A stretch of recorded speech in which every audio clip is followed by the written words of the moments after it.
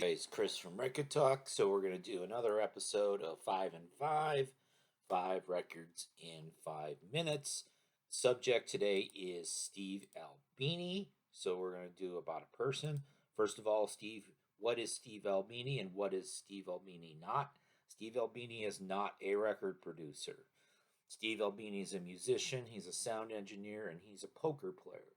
He's a very good poker player. I'm sort of a retired poker player. I quit, retired, whatever term we want to use. But he does have a World Series of Poker bracelet and 7 card stud because just like music, he has a non mainstream taste in poker. I actually met him once. It was because of poker. Um, there is a poker player who I was friends with who knows Albini because they're both from Chicago. So the one time I did meet him, it was in the context of poker. Um, so, all right. Well, since this is 5 minutes, so I've already wasted a minute. We've got hundreds, if not thousands, of records to choose from.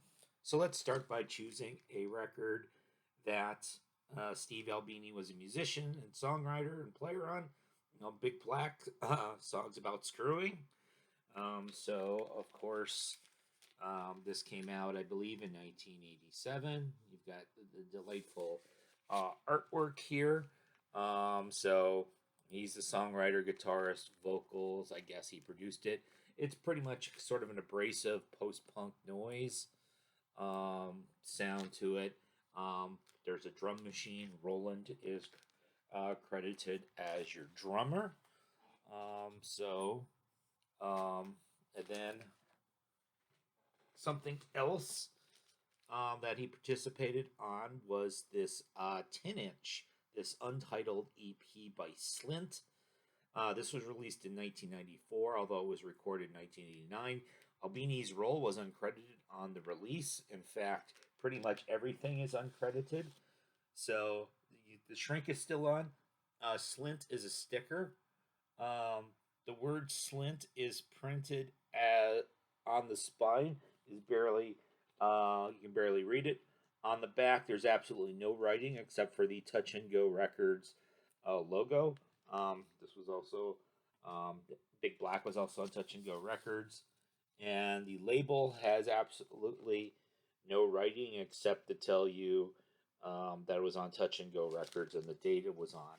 But there's nothing about the band. The songs are not titled, and so of course Slint is sort of that post rock, math rock stuff. You may know them from the Floating Heads record. And we've got 2 minutes left to get through 3 albums. Poster Children, Daisy Chain Reaction, 1991, originally released on Twin Tone. Then they became major label band for a little bit.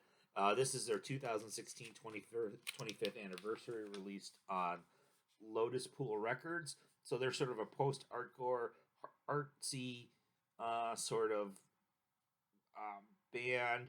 Steve Albini was the engineer. They were from Champaign, Illinois. I remember seeing them back in the day. So maybe they should have been bigger, but maybe they were a little bit too quirky as well. Now let's get into the more famous stuff that he's known for. So we got PJ Harvey, Rid of Me, 1993. Sort of alt rock, punk blues, raw, low vocals, engineered, recorded, mixed by Steve Albini. Most of work done in 3 days. PJ loved the way he recorded drums. Albini tends to use very different mic setups from most people.